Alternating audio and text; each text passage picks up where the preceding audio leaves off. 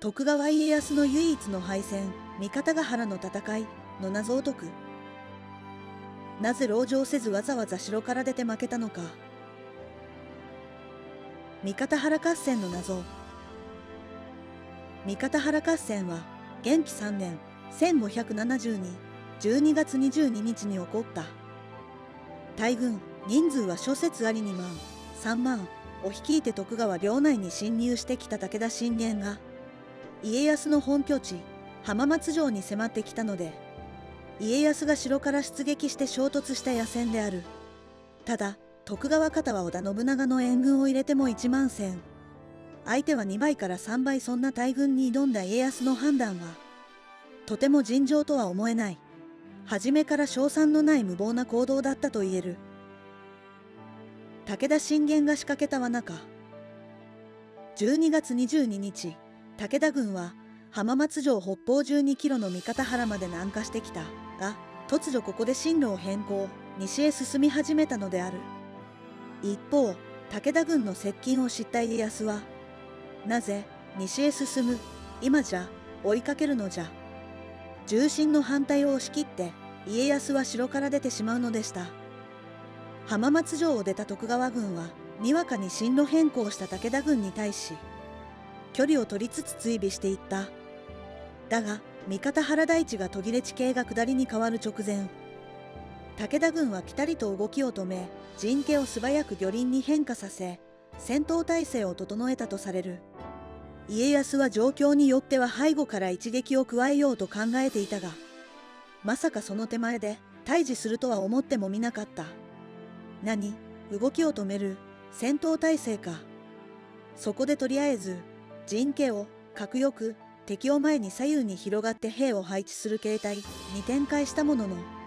敵を追いかける態勢になっていた徳川方の武将たちはすぐにでも相手に襲いかかりたいという心理を持ってしまったようだ。これは信玄の巧妙な罠であり、さらに信玄は挑発行為に出た。殿、今こそ戦う時です。馬鹿にされたと思った徳川の武将たちは家康の制止も聞かず、次々と武田軍に襲いかかってしまった。かくして両軍の全面衝突が始まる。当初徳川軍は勢いに乗っていたようで、敵の一陣二陣を撃破した。武田軍はさらに新手を繰り出してきたが、この軍勢も切り崩して信玄の本陣まで到達した。しかし威勢が良かったのはここまで。間もなく数の差で戦況が逆転し始め、やがて徳川軍の改装が始まった。家康は動転することなく小将たちを撃たせまいと馬を乗り回して抗戦し退却していった。ここで討ち死にする。夏目吉信は浜松城にいたが、味方の敗北を知ると手勢を引き連れて家康のもとへ馳せ参じ、すぐにご騎乗ください。しかし家康は、こんな負け方をしてどうして引き返すことができようか。それに敵が追撃してくれば城まで引き返すのは難しい。ここで討ち死にすると退却を拒んだ。すると慶喜は家康の馬の口をつかみ、側にいた黒柳武重に、私が主君の身代わりになる。お前はすぐにお京して撤退せよ。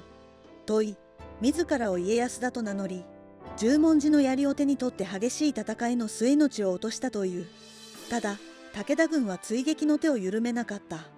この時酒井忠次が家康のもとに参じ、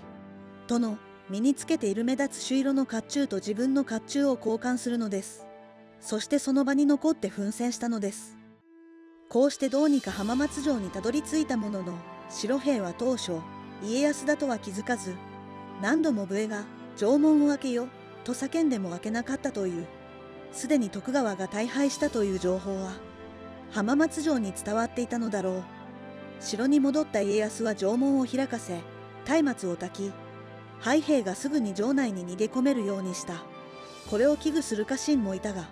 逆に門が開いていればやってきた敵は不審に思い近づかないだろうと述べたという。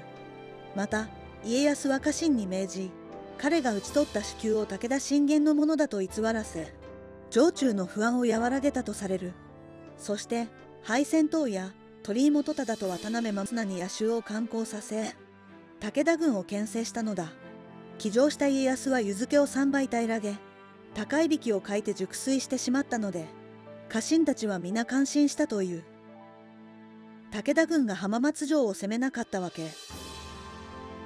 武田軍は凄まじい追撃に出たが浜松城は包囲しなかった。おそらく信玄の目的は信長の本拠地である美濃を叩くこと、あるいは上洛を果たすことであり、もし浜松城を囲めば二俣城以上に月日がかかる。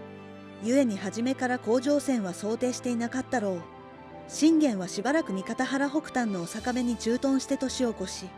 やがて三河の野田城を目指して消え去った。三方原の戦いの戦死者は武田軍が400人、徳川軍が1000人と言われ、勝負は家康の惨敗だった。なぜ家康は負けることを承知で出撃したのだろうか。諸説では同盟者の信長に対する義理だったとか、遠江の武将たちの離反を防ぐためだったとか、あるいは武士の意地だったとも言う。もし信玄が数ヶ月後に病没しなければ、この戦い以下によって